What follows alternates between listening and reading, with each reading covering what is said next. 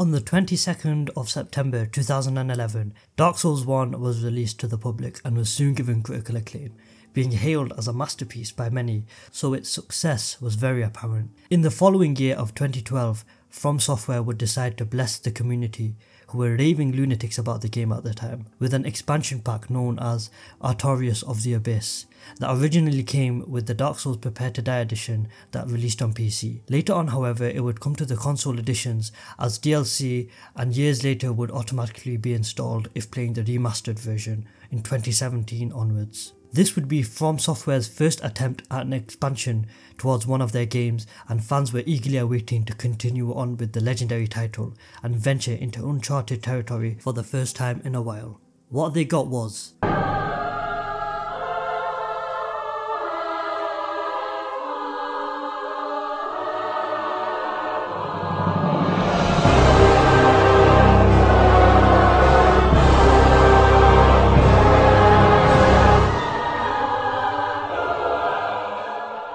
nothing short of masterful. Hello everybody, I'm your host Adobo, and in today's video we'll be exploring Dark Souls 1's DLC and what makes it perfect for the game that it's expanding upon. So let's get straight to it.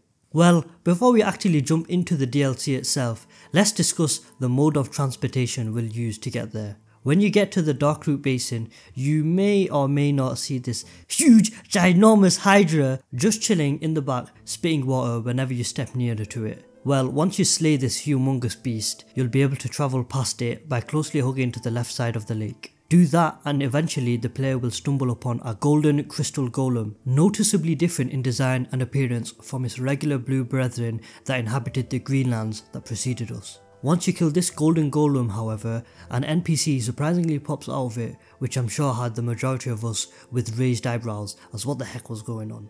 This is Dusk, who plays a vital role in the story of the Artorias of the Abyss DLC, and she's also the princess of Oolacile at the time that the Abyss attacked, and was saved by a brave knight, one that she'd later go on to believe was named Artorias. These events left her as the sole survivor of Oolacile. Later on, she'd become trapped in a golden crystal golem and was preserved in time until now, when we the player free her. This brings us back to where we are. Having killed the crystal golem and being faced with Dusk, we can speak to her and accept her proposition about teaching us sorceries. Once we've done that, our next objective is to head to the Duke's archives and what's with this out of place suspicious looking golem? Better kill it like I kill every damn other thing in the game. Ah, a broken pendant, that's just what we needed.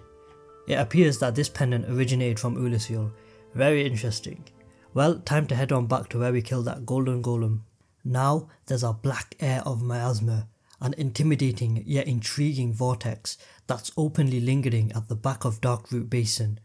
It screams danger, yet the way it's so visible and accessible makes it somewhat inviting. We can only accept its courtesy and see what it has to offer. Well, that was pretty straightforward, right? Wrong. That was nigh impossible to figure out alone.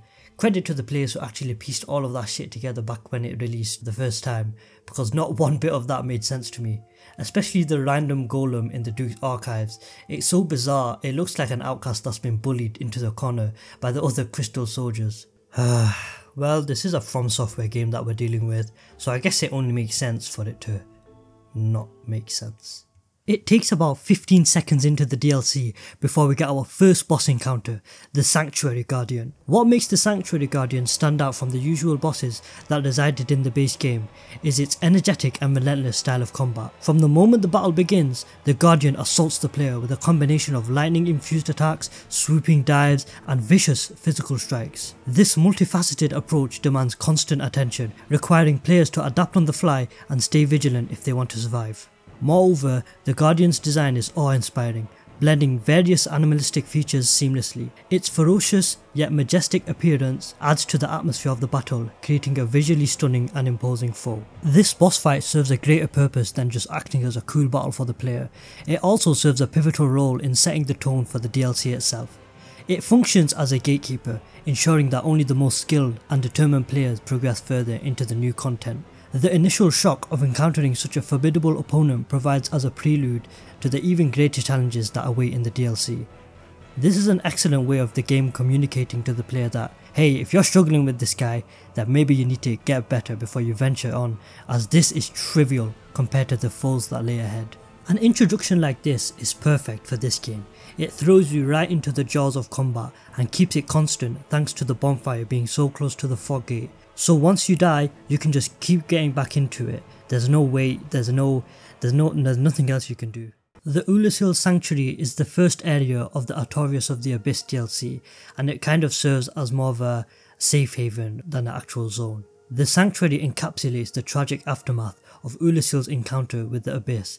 The serene environment, adorned with gravestones and remnants of a once thriving civilization, conveys a somber atmosphere. The ambient lighting and moody aesthetic amplify the sense of loss and despair, reflecting the consequences of tampering with the Abyss. Elizabeth, this delightful mushroom NPC, immediately recognizes us and asks the player to save Dusk from her captor, breathing into us a new light of what our objective is going forward. The sanctuary itself serves as a tender background for the player's journey, immersing them in the lore of Oolacile and emphasizing the emotional weight of the DLC's new narrative. If I occasionally end up calling this the Royal Woods, please don't mind me, as it's engraved in my psyche, and I was shocked on my most recent playthrough when I got here and it was called Royal Wood. Felt like my life was a lie. Anyways, the Royal Wood is the first fully traditional explorable level in the Artorias of the Abyss DLC. You'll notice that the view opposing you is oddly reminiscent of Darkroot Garden, and you'll quickly piece together that the sanctuary that you just came out of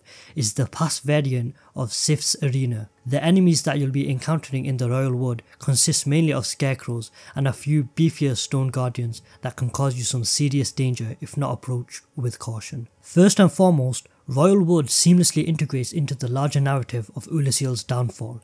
As players traverse this mysterious forest, they bear witness to the remnants of a once great civilization, now consumed by the emerging abyss. The dense forest carries an eerie stillness to it. Crumbling ruins, overgrown vegetation, and the twisted forms of corrupted beings tell a silent yet powerful story of the tragic fate that befell this land. The subdued lighting creates an unsettling ambience that immerses players in the foreboding mystery of this captivating and melancholic woodland. The environmental storytelling here is subtle but effective, inviting players to piece together the narrative fragments scattered throughout this area. The scarecrow enemies have a striking resemblance to the tree plank eyes in the current Darkroot Garden. Their names are Demonic Foliage. That's pretty badass actually. Well, yes, their similarities in design and figure make you think, are the scarecrows the past versions of the demon foliage, before they perhaps went hollow or even got corrupted by the abyss? Even the name Darkroot is just another reminder of the tragedy that took place that I never really noticed until recently. It's very interesting to see the parallels between the Royal Wood and the Darkroot Garden, as it's just one more piece of the entire Dark Souls puzzle that makes your jaw drop when you connect the dots. If you haven't already, you guys should watch Illusory Walls videos about them. They're extremely eye-opening and well made. You also get a brief yet frightening encounter with Black Dragon Kalameet, who stops on a bridge before flying off into the distance. We'll get to him later. Another notable mention would be that of the Marvelous Chester, a rather mysterious and puzzling bloke who, like you, was also pulled into the past by the hand of Manus. He has an eccentric attitude and shrouds himself with an aura of intrigue. Honestly, he's one of my favourite NPCs in the game, and I just love the demeanour in which he speaks to the chosen undead. His hunter-like design is also similar to that of the protagonist from Bloodborne, and there have even been fan theories suggesting that the Marvelous Chester is from that world but was thrown into the Dark Souls universe, abandoned to time. When you take a step back and really think about it, players who delve into this enigmatic woodland are not only faced with formidable adversaries, but are also immersed in a world that tells a tale of tragedy, corruption, and the consequences of meddling with the forces of the abyss. It's a fantastic prelude to one of Dark Souls' greatest battles. Dark Souls 1 has a roster of great boss fights, some that push the limits of the player's skill set, some being there to serve as a climactic peak of the game's structure, and others posing as a cumberstone to enriching the narrative and emotional depth of the game. Artorias the Abysswalker, however, he does all of this. Artorias was one of the 4 Knights of Gwyn and is a figure that is beloved and respected by the Dark Souls universe. Commended for his bravery against the Abyss, we hear about his legend throughout our journey of Lodran, how he gained the moniker of Abyss Walker, how he obtained the blessed silver pendant, how he saved Princess Dusk from Manus, and just how heroic and badass of a warrior he was. However, upon entering the DLC, arriving to the Oolacile Sanctuary and speaking with the Elizabeth Mushroom, we slowly hear and piece together that something is amiss. She calls us the saviour, not the Abyss Walker himself. The alarming question that arises to our mind is, what happened to Artorias? The stage for the Artorias battle is the hauntingly beautiful Colosseum in the Oolacile Township, immersed in the eerie ambience of Oolacile's fall to the abyss. The environment itself tells a story with its crumbling structures and abyssal corruption, creating a backdrop that resonates with the tragic tale of Artorias himself. This union of visual storytelling and environmental design lays down the foundation for an emotionally charged confrontation. The cutscene that triggers upon entering the Colosseum showcases one of the bloatheads acting sporadically for a few seconds before a figure storms into the scene, pinning the bloathead to the ground with a great sword. This figure is Artorias. He mercilessly stabs his sword into the bloathead, dealing the finishing blow, and that in itself conveys enough to the player. He seems different. Once he's dealt with the bloathead that lays lifelessly across the ground, he turns his head to us, the player, and if his remorseless killing of the bloathead wasn't enough to portray the corruption he's been through, then I'm sure that the endless swirling shroud of the abyss that's now swelling around him is. His head movement suggests some inner conflict, but he's set his sight on his new prey, and with the enraged power of the abyss, he swings his sword and tosses the corpse of his previous victim right at us, which ends that statement of a cinematic. I love this cutscene so much. It does a fantastic job of showcasing the state of our once renowned legend. The visual storytelling that encapsulates the tragic essence of this fallen hero. As the cutscene unfolds, the player witnesses Artorias, now consumed by the abyss, preparing for an imminent battle. The brilliance of this cutscene and many others in the game lies in its ability to convey the inner turmoil of Artorias without uttering a single word. The solemn lighting, coupled with the worrying soundtrack, sets a melancholic tone, foreshadowing the impending confrontation. Artorias' tattered cape billows in the wind, a visual metaphor for the remnants of his former glory. The cinematic framing skillfully captures the essence of his corrupted state with the grotesque manifestations of the abyss emanating from his being. The deliberate pacing and attention to detail immerses the player in Artorias' tragic narrative. The use of close-ups on his shattered arm communicates the toll that the abyss has taken. How this cutscene is able to display so much emotion and clarity about the stage that has been set with comparatively so little taking place at the same time is a true testament to the absolute brilliance that this game and this DLC has to offer for us. The battle itself begins with the howl of the Lost Warrior as he charges an assault towards you. Artorias' aggressive and relentless assault keeps players on their toes, requiring swift dodges as shields have little effect with how hostile the Abyss Walker is. His varied moveset, ranging from sweeping slashes to acrobatic flips, challenges players to adapt dynamically, creating an atmosphere of constant tension. The fight's pacing is exceptional, allowing little room for complacency and demanding players to stay engaged throughout. What truly differentiates the gameplay is Artorias' unique ability to power up during the battle, intensifying the challenge. When Artorias starts charging up, players are forced into a high-stakes decision-making process, interrupting the buff at the risk of a punishing attack or seizing the opportunity to heal. This mechanic adds layers of strategy, ensuring that the encounter remains dynamic and requires both skill and tactical thinking. Moreover, the limited windows for attacking creates a delicate balance between offense and defense. Successfully dodging Artorias' onslaught opens brief opportunities for counterattacks, rewarding players for their skillful evasion. Even little details in the fight can really add up in enhancing the overall experience, like the fact that he's only using one arm the entire time due to his other arm being rendered unusable. This little tidbit really puts into perspective how goddamn strong the guy really is.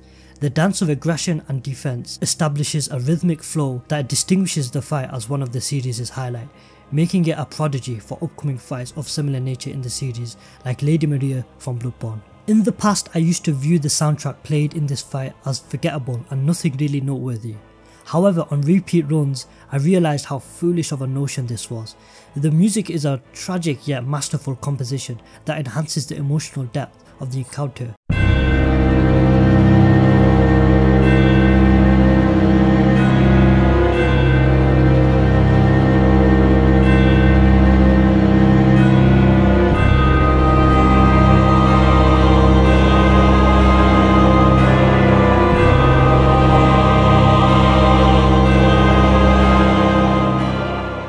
The haunting melodies and the dynamic orchestration mirror the intensity of the battle, creating a highly unforgettable experience. The score seamlessly adapts to Artorias' actions, accentuating the ebb and flow of the fight. It not only intensifies the stakes, but also contributes to the overall narrative, making the players struggle against the Abyss corrupted knight, a truly emotionally charged experience. The music in this boss fight serves as a poignant and atmospheric backdrop. It's an amazing piece of sound that does a phenomenal job in portraying the twisted corruption of Knight Artorias. With the finishing blow, Artorias lets out one last cry before he strikes his sword into the ground, where his soul departs and he is able to rest for eternity. This fight as a whole, to this day, remains as one of FromSoftware's perfect fights in this series in my opinion. It stands as a testament to the exceptional craftsmanship of Dark Souls 1, the fusion of lore, design, skill-driven combat, strategic depth, emotional resonance and a powerful soundtrack cement it as not only one of the best fights in the series, but in the entire realm of gaming. It exemplifies the magic that arises when a game's design, storytelling and play engagement is able to converge in perfect harmony to create this type of masterful end result. Well, that was quite the ramble. Once you're finished with the Artorias fight, the next area opens for you to traverse through, but there are some other things to point out before doing so. If you return back to the arena in which you fought the Sanctuary Guardian, FromSoftware kindly decided to grace the player with 2 of these nightmares there for those players who are daring enough to try the extra challenge, but let me tell you, they are tough. Another thing of note is that the Battle of Stoicism is now open for players. It's a PvP section on the right hand side once you exit the Colosseum, but I have little experience with it so I won't delve into that subject. However, the stairs opposite of the gazebo are an interesting point of note for players, but if you follow the path you'll be met with a locked door for the time being, so I guess it's best if you wait on that until you clear the next area. If you reset the state of the arena, there should be an NPC, Kieran, who is another one of Gwyn's 4 knights and is surveying Artorias' gravestone. Through her dialogue we can piece together that she was close with the legendary warrior. Her asking of Artorias' soul is a kind gesture that adds that much more depth to both characters, giving us a nice conclusion for Artorias' tale for the time being.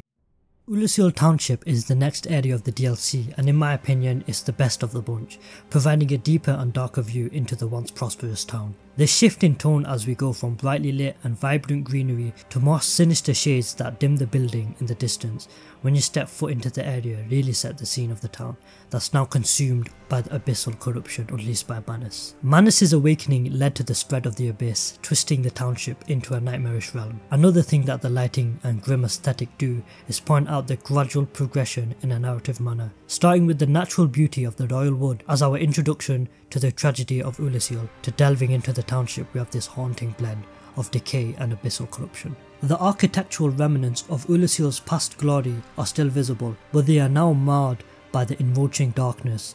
The structures, once grand and intricate, bear the scars of the abyssal influence, with ominous dark tendrils and distorted formations snaking across the buildings. Crumbling walls and dilapidated structures create a sense of desolation, emphasizing the fall from grace that Oolacile has experienced. Not to repeat myself, but the lighting in Oolacile Township plays a crucial role in establishing its aesthetic. The areas are bathed in a dim, oppressive glow, casting long shadows that give a heightened sense of foreboding danger. The interplay of light and darkness enhance the eerie atmosphere, making each corner feel like it conceals unseen horrors. The zone is filled with bloatheads, identical to the one that appeared in Artorias' cutscene, and a particularly annoying sorcerer variant as well. There's also whatever the hell this is. These bloatheads are essentially the once normal citizens that inhabited the town of Oolacile, now darkened by the power of the abyss. The corrupted citizens further contribute to the aesthetic as they exhibit grotesque and contorted forms, emphasizing the malevolent influence that has taken hold.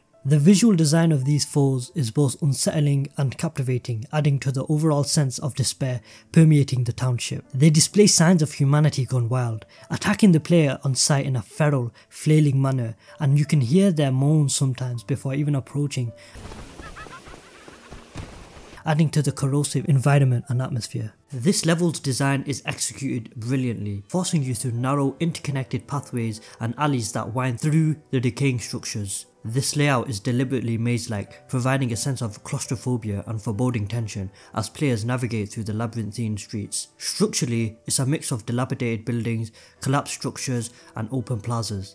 The verticality of the level is pronounced, with the multi-level structures allowing for varied approaches to enemy encounters. We can also discover this message in front of a wall reading "Let there be light," and if the player does exactly that and presents some sort of luminosity such as the skull lantern, sunlight maggot headwear, or even the spell Cast Light, then a hidden room is revealed, and for their efforts, players are rewarded with the silver pendant, which belonged to Artorias himself and is highly useful against the final boss of the DLC. Additionally, there's a notable mimic chest nearer towards the end of the level that, once defeated, provides us with the crest key, which we'll need for the optional boss of the DLC, Black Dragon Kalameet, who we briefly encountered earlier in the Royal Wood. The last foe that we encounter in this amazing area is the Chained Prisoner, this weird looking thing that I was pointing out earlier. It's a formidable and imposing enemy that adds a significant level of challenge, serving as some sort of mini boss before the player moves on to the next level.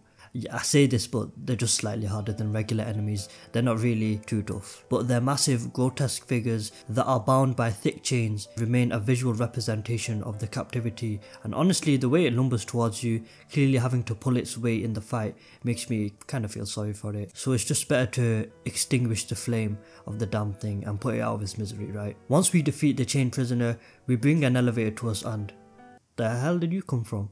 I guess I was wrong when I said the Chained Prisoner was the last enemy we encounter. Anyways, knock this bugger out and we descend deeper into the true uncanny horror of this DLC. Before we get into the final area of the DLC, let's take this time to check out that locked door that was available to us after the Artorias fight that we can now unlock thanks to the crest key. When you climb the ladder that awaits immediately after, you're met with this on first glance hulking, intimidating fella. This guy is Hawkeye Go, a majestic giant and wise archer. He's the final one of Gwyn's 4 knights that we meet in our journey across the game. Contrary to the menacing aura he carries, the voice he has actually exudes a serene demeanour, embodying the strength and wisdom he beholds. Despite his apparent blindness, he possesses remarkable skills demonstrated to us in possibly the most epic cutscene in the entire game, when he snipes Kalameet out of the sky with astonishing precision. This act of badassery grounds the dragon, allowing for us the player to battle it one-on-one. So what are we waiting for? Let's get to it. I think it remains true to this day that Kalameet is one of the best dragon fights in the series, and for many reasons. He's the first proper iteration of dragon battles that feel truly balanced, engaging and intense all at the same time. In the past, every dragon fight was either garbage, close to garbage, or decent at best, but with Kalameet, FromSoft decided to right their wrongs and treat us to a thrilling endeavour, one that was equally awesome as it was difficult. It sets the bar pretty damn high for fights of similar nature that would follow it in the future titles. Kalameet's gameplay isn't the only great thing going about it. I need to speak on his fantastic design. He's colossal, emphasizing his status as a powerful and legendary creature. Its massive wingspan, towering stature, and elongated body create for a formidable and frightening presence when he stomps his way towards you at the start of the fight. His black scales contribute to its ominous and imposing appearance, and the dark coloration reinforces its association with calamity. Kalameet's eye glows a striking crimson red/orange, adding a touch of malevolence to his visage. The intense coloration of its eye hints at the dragon's power and devastating nature associated with its attacks. It's such a focal point, often distracting me during the battle because of how awesome it looks. Even the fire that it breathes is mesmerizing, a vibrant orangish yellow that contrasts the dark scales on his body whilst also complementing the bright greenery of the arena. His moveset is diverse and punishing, requiring players to be on their A game when against a ferocious creature. He has jaw stabs, stomping attacks, leaping sweeps, breaths of fire, bull-like charges, and many more attacks that force the player into a myriad of uncomfortable positions requiring adaptability and tactical maneuvers to overcome. Kalameet also holds a unique mechanic, its Calamity debuff, which can be taken note of when he rises on his hind legs, making you levitate in the proximity in front of him with his telekinetic powers if you are close by. This debuff makes you receive twice the amount of damage from any of his attacks, which is pretty much GG when it connects, so be aware of that.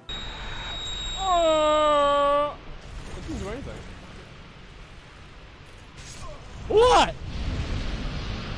I'm a huge fan of this boss fight, and it's just another piece that adds to why this DLC is so bloody fantastic, yet there's still a bit more left to go. We are finally here, the last area of this incredible DLC, the Chasm of the Abyss. This dark and foreboding chasm represents the heart of the abyss, the place where the primordial darkness has taken root. As we descend into the chasm, we are greeted by an otherworldly atmosphere. The visual design is dominated by swirling shadows, eerie unfathomable structures, and a persuasive sense of desolation. The dark colour palette, punctuated by occasional ethereal lights, creating an unsettling ambience. The abyss exudes an aura of malevolence, emphasizing the profound and corrupting nature of this cosmic force. The visual storytelling, devoid of explicit exposition, communicates the inherent danger and the mystery of the abyss. From a gameplay perspective, the Chasm of the Abyss poses some rather unique challenges. The darkness itself is quite the adversary, limiting visibility and creating an environment where enemies can emerge suddenly from the shadows. The humanity sprites, mostly small but relentless foes, add to the chaotic nature of the abyss, as they can physically pass through your body, which I'm not sure how to feel about. Navigating through the treacherous terrain and facing enemies in near complete darkness intensifies the air and closing atmosphere, demanding careful exploration and strategic combat. The first thing that came to mind on my initial entry into this area was, oh fuck off, not another Tomb of the Giants style area. Please, I'm begging you. But I was pleasantly surprised as I made my way across the zone, travelling from each corner to the next. It was good. Surprisingly good.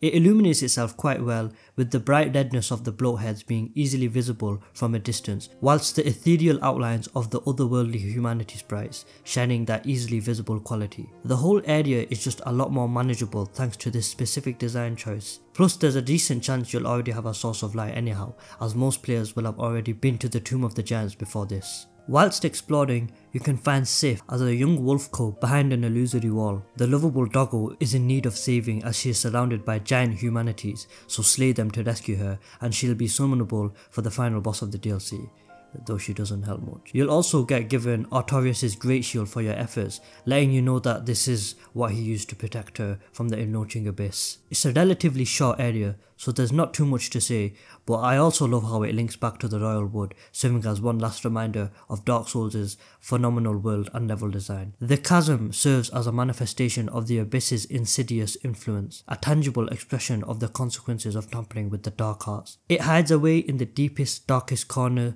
one last boss for us to face off against, a true dance with the devil himself. As we pass through the fog gate, we get one final cutscene. We see ourselves standing on a ledge, elevated from the monster that awaits us below, whilst the soundtrack swells intensely, keeping the player guessing as to what will happen. Aggressively, without warning, we are yanked from our higher elevation by the same hand that dragged us into the past, now onto the ground below it. It transitions to the chosen undead getting back on his feet, but we hear the taps of the piano and wonder what awaits us in the opposing darkness. Footsteps, giant, humongous footsteps, stomp their way towards us, and we get the reveal of who it is: Manus, Father of the Abyss. This cutscene does a fantastic job of building anticipation for the impending battle.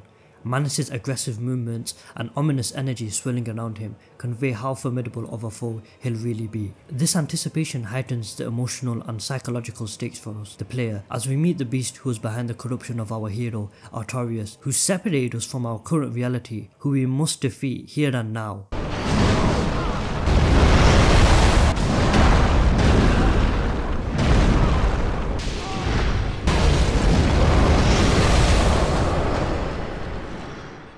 Oh yeah, I forgot to mention, he's tough, really damn tough. I said for Kalameet you need to be on your A game, well for Manus you need to be on your damn S game. Not a playthrough goes by where I don't think Manus is the hardest boss in the game by a long shot. He has it all: the unreal speed, the overpowering damage, the relentless aggression, and the sheer variety between rapid combos and punishing magic attacks too. A lot of players feel that he's too tough for the game, that he would fit more in Bloodborne or Dark Souls 3, and I can sort of agree and see where they're coming from. However, in my opinion, I think that some bosses just need to be as tough as they are, or else they wouldn't be as renowned, such as Orphan of Kos or Slave Nightingale for example. Nowadays, he's very much manageable, as we've all gotten used to the difficulty of bosses in Elden Ring, and oh boy are they a step up. But I still believe everything about Manus is fair, to his telegraphs and tells before each move, to the silver pendant which I mentioned earlier being able to render his magic attacks null and void. is an excellent fight in every facet, and in pure gameplay alone, he might take the top spot in this game, as his diverse moveset and overwhelming intensity that he instills within the player as the battle commences is something that FromSoft should be applauded on. That 5-hit combo still giving me nightmares. I'm incredibly terrified of my eventual SL1 playthrough of the game.